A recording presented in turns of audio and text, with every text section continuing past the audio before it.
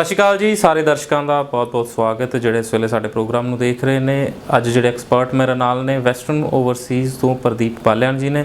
So student visa के बारे जिवें असीं गल करते हैं इस प्रोग्राम दे विच नाल नंबर दिखाया जा रहा है, तुसीं भी कॉल कर सकते हो, गलबात कर सकते हो, कोई भी सवाल स्टूडेंट वीज़ा के बारे एक्सपर्ट के नाल साझा कर सकते हो। प्रदीप जी बहुत बहुत स्वागत है जी। थैंक यू, सत श्री अकाल जी। जी सो आस्ट्रेलिया तो शुरू करांगा मैं। काफ़ी बच्चा अज आस्ट्रेलिया के लिए अपलाई कर रहे हैं, काफ़ी बच्चे ने अपलाई किया हो ना, चंगे रिजल्ट्स देखने को मिले, चाहे थोड़े घट बैंड से भी बच्चों ने अपलाई किया सी जां परसेंटेज की भी जिक्र गल करिए तो 50% से भी जोड़े वीज़ा देखने को मिले। नैक्सट जो इनटेक आ रहा तो जोड़े बच्चों के 5.5 ओवरऑल बैंड ने या परसेंटेज घट है जिन्हों की, तो की लगता है कि उन्होंने जो स्मूथ इदा ही चलते रहेंगे वीज़ा? नहीं, देखिए, अगर घट बैंड है, आपके 5.5 बैंड है और आपकी परसेंटेज भी अगर 50% या बिलो 55 है, तो आई विल सजेस्ट कि भाई आप आइल्स को इम्प्रूव करो, ट्राई टू गेट 6 बैंड। और 6 बैंड के साथ अगर आप फाइल लगाओगे तो it will be more better and visa chances जी दो में चीज़ां चो वीक है। जी। तो अगर सपोज करो आपके 80% एंड 90% मार्क्स है, 70% एंड अबव मार्क्स और 5.5 बैंड आते हैं, तो you can take the risk, आप फाइल लगा सकते हैं। चांसेस आर देयर कि भाई आपका वीज़ा निकल सकता है। देखना ये होगा कि भाई आप प्राइवेट कॉलेज में जा रहे हो, गवर्नमेंट कॉलेज में जा रहे हो, डिप्लोमा में जा रहे हो, एडवांस डिप्लोमा में जा रहे हो, D2D में जा रहे हो या बैचलर्स में जा रहे हो। तो ये सारी चीज़ें हैं। तो मैं हमेशा यही सजेस्ट करता हूँ हर स्टूडेंट को कि भाई अगर 5.5 बैंड है तो try to enrol yourself for the TAFE college. Government college में अगर आप जाएंगे तो ज़्यादा चांसेस हैं, वहाँ वीज़ा चांसेस रहेंगे। जैसे टेप कंगन है, टेप क्वींसलैंड है, चिजलम है, होम्सक्लेन है, तो ये कॉलेज हैं, या टेप NSW है, इसमें अगर आप लगाओगे तो कहीं ना कहीं हाई कमीशन की प्रायोरिटीज रहती है कि ऐसी फाइल को वेटेज दिया जाए, बच्चों के वीज़ा डिप्लोमा में भी ले सकते हैं, एडवांस डिप्लोमा में ले सकते हैं और D2D में भी ले सकते हैं। जिवें तुसीं दस्सिया कि गवर्नमेंट कॉलेज ने या प्राइवेट कॉलेज ने जे सेम लैवल दे ने, मतलब दोवें लैवल 2 दे विच आ रहे ने, तां फिर भी कोई फर्क रहिंदा अपलाई कर रहे हैं गवर्नमेंट या प्राइवेट दे विच? देखिए, लेवल अलग मैटर करता है और प्राइवेट कॉलेज और गवर्नमेंट कॉलेज होना ये मैटर अलग करता है। जैसे आप अगर पास्ट में जाएंगे तो जब SVP the streamline visa processing, आज की डेट में SSVF है, तो हाई कमीशन ने सिर्फ यूनिवर्सिटीज और कुछ सिलेक्टेड गवर्नमेंट कॉलेज को लिया था SVP के अंदर, ठीक है। अब SSVF है तो अंडर वन रूफ सारी यूनिवर्सिटीज़, कॉलेज, चाहे प्राइवेट है, चाहे गवर्नमेंट है, चाहे कॉलेज है या यूनिवर्सिटी है, सबको ले लिया है। लेकिन अगेन मैं वही कहना चाह रहा हूँ, 5.5 बैंड पे अगर आपने फाइल लगानी है तो आपका चंगे मार्क्स होने चाहिए 12th में या 10th में, ठीक है। 10th और 12th में चंगे मार्क्स हो और 5.5 बैंड हो। चंगे मार्क्स का मतलब है या 70%, 65% या फिर आप 75 और 80%। तो आप कोशिश करिए कि भाई अपना टेफ कॉलेज में एडमिशन लें। टेफ कॉलेज में भी स्किल्ड कोर्स में स्टेम कोर्सेज, जैसे साइंस, टेक्नोलॉजी, इंजीनियरिंग, मैथ बोलते हैं हम स्टेम को, जिसमें आप IT, इलेक्ट्रिकल, मैकेनिकल, सिविल, इस टाइप के कोर्सेज, या फिर कॉमर्स वाले तक अकाउंटिंग की स्पेशलाइजेशन की तरफ जाएं तो ज़्यादा बेटर है। सेकेंडली, आप प्राइवेट कॉलेज की बजाय गवर्नमेंट कॉलेज की तरफ जाइए तो visa chances will be high. जैसे टेफ NSW है, सिडनी का एक बहुत बड़ा कॉलेज है, ये गवर्नमेंट कॉलेज है, तो इसके काफ़ी कैंपसेज हैं। तो इसमें 5.5 बैंड पे D2D भी मिल जाएगा, डिप्लोमा लीडिंग टू डिग्री। तो कहीं ना कहीं हायर एजुकेशन में आ जाता है D2D, क्योंकि लास्ट एजुकेशन बैचलर है।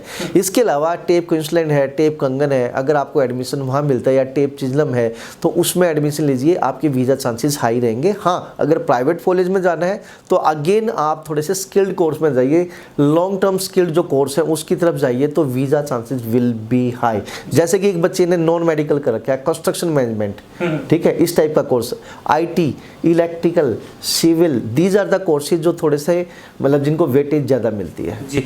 सो मैं ये भी चीज़ देखी कि तुसी टेफ कॉलेजेस या ਜਿਹੜੇ गवर्नमेंट कॉलेजेस या इंस्टीट्यूशन ने उन्होंने ही तवज्जो देंदे हो ना।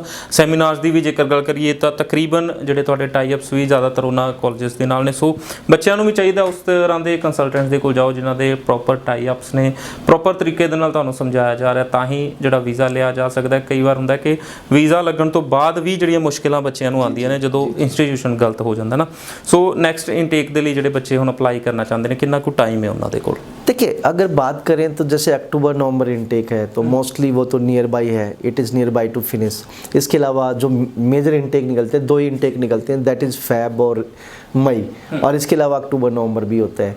और हम फैब के लिए तैयारी कर रहे हैं 2019 के लिए, और इवन के काफ़ी कॉलेजेस में अक्टूबर नवंबर इनटेक भी अवेलेबल है, और उसके बाद जुलाई इनटेक है। तो और कुछ प्राइवेट कॉलेजेस जिनके हर महीने हर 15 दिन में भी इनटेक होता है। तो डिपेंड करता है स्टूडेंट की प्रोफाइल क्या है, डिपेंड करता है स्टूडेंट किस कॉलेज में जाना चाहता है, तो उस हिसाब से हमारे पास हर महीने भी डेट्स अवेलेबल, इनटेक अवेलेबल है, और अक्टूबर नवंबर भी है, और मई और जुलाई भी है जी, सॉरी फैब और जुलाई भी है जी। ਸੋ ਫੰਡਿੰਗ ਨੂੰ ਥੋੜਾ ਜਿਹਾ ਜੇਕਰ ਦੇਖਣਾ ਚਾਹੀਏ ਤਾਂ ਕਿੰਨੇ ਕੁ ਜਿਹੜੇ ਫੰਡਸ ਨੇ, ਹੁਣ ਜਦੋਂ ਆਪਾਂ ਆਸਟ੍ਰੇਲੀਆ 'ਚ ਅਪਲਾਈ ਕਰ ਰਹੇ ਹਾਂ ਤਾਂ ਕਿੰਨੀ ਅਮਾਉਂਟ ਤੇ ਕਿਸ ਰੂਪ ਦੇ ਵਿੱਚ ਜਿਹੜੀ ਦਿਖਾਣੀ ਪੈ ਰਹੀ ਹੈ? जी, देखिए कैटेगराइज हैं यहाँ पे असेसमेंट लेवल 1, 2 और 3। तो 1 और 2 लो रिस्की में आते हैं, 1 लो रिस्की में होता है, 2 मीडियम रिस्क में आता है, और 3 हाई रिस्क में आता है। तो यहाँ पे कैटेगरी 1 और 2 जो कॉलेजेस हैं उसमें जो फंड्स आते हैं वो सिर्फ कॉलेज और यूनिवर्सिटी अपने लेवल पे चेक करती है, एम्बेसी में सबमिट नहीं होते, but embassy might ask, embassy पूछ सकती है।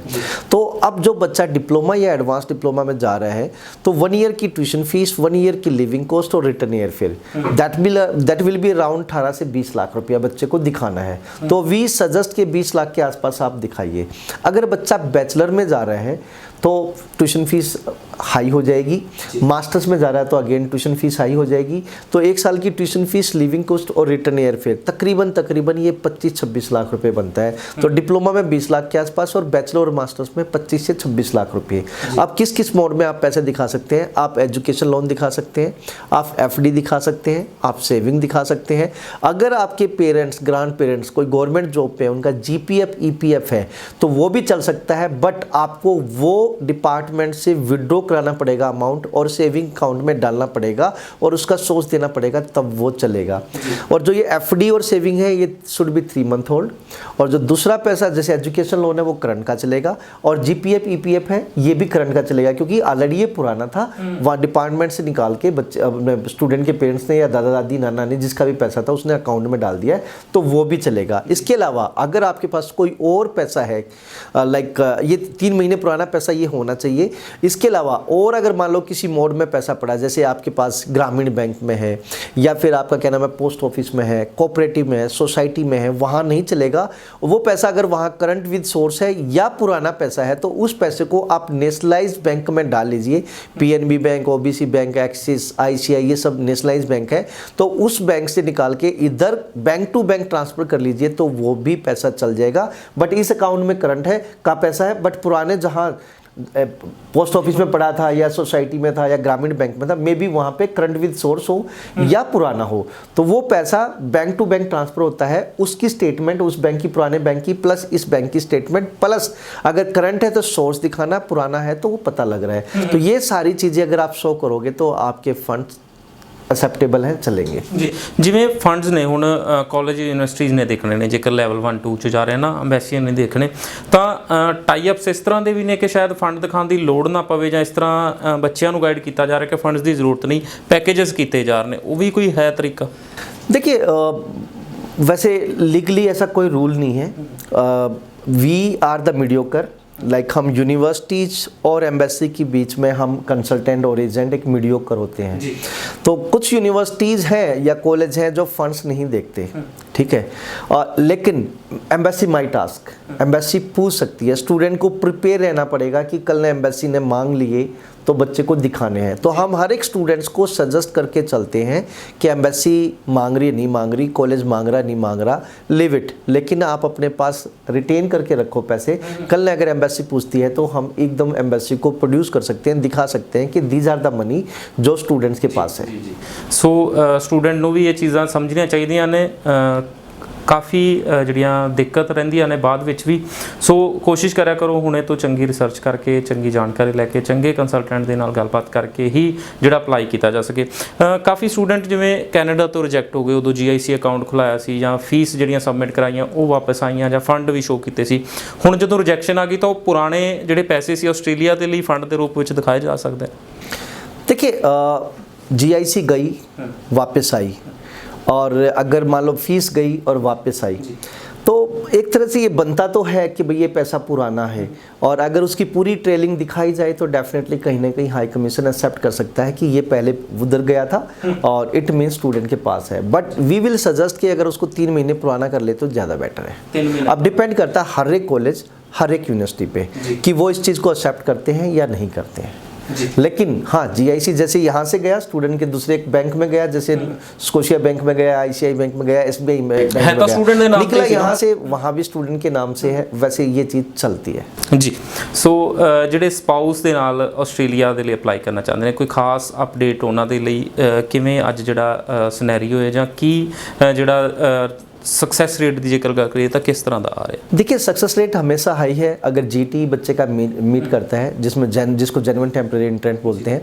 तो इसमें मेन एप्लीकेंट ग्रेजुएट होना चाहिए और उसके साथ साथ स्पाउस जो उसका डिपेंडेंट आ रहा है, तो मेजॉरिटी ऑफ द यूनिवर्सिटीज़ उसको भी ग्रेजुएट मांगती हैं, बट कुछ यूनिवर्सिटीज़ हैं जो 12th पास या डिप्लोमा होल्डर को भी लेती हैं। तो यहाँ पर आपको थोड़े से फंड ज़्यादा दिखाने हैं। अगर आपका गैप है तो आपको गैप फिल करना पड़ेगा। स्टूडेंट को तो करना ही करना है, स्टडी कंप्लीट करने के बाद अगर वो गैप है तो वो सारी चीज़ें करनी पड़ेगी। लेकिन स्पाउस के डिपेंडेंट के बारे में भी कई बार यूनिवर्सिटी पूछ लेती है कि what they did between this gap, तो वो सारे का सारा क्राइटेरिया स्टूडेंट्स को मीट करना पड़ेगा और उसके बाद फाइल लगती है, वीज़ा निकलते हैं। यहाँ एसओपी स्टेटमेंट ऑफ पर्पस पे हमेशा स्टूडेंट को मैटर करना, मतलब वर्क करना होता है, जिसमें हस्बैंड की भी भूमिका है कि भाई उसकी भी इंपॉर्टेंस है कि वो उसको क्यों भेज रहे हैं पढ़ने के लिए, साथ क्यों जा रहे हैं। तो lot of things are there. तो वो अगर आप जो भी स्टूडेंट स्पाउस वीज़ा पर जाना चाहते हैं तो मेरी जो भी नियरेस्ट ब्रांच है, अमृतसर, जलंधर, चंडीगढ़, अम्बाला, कुरुक्षेत्र, करनाल, सोनीपत, आप इस ब्रांच में आ सकते हैं और प्लीज़ अपना क्या नाम है अपनी फाइल असेस करा सकते हैं। मैं बताना चाहूँगा कि करनाल में जो हमारा ऑफिस है वो मुगल कनाल में ऑफिस अब है, जो कि SCO 9, 10, 11 मुगल कनाल अपना करनाल में। तो आप वहाँ पे भी आके मिल सकते हैं और वहाँ पे भी आके काउंसलिंग ले सकते हैं जी।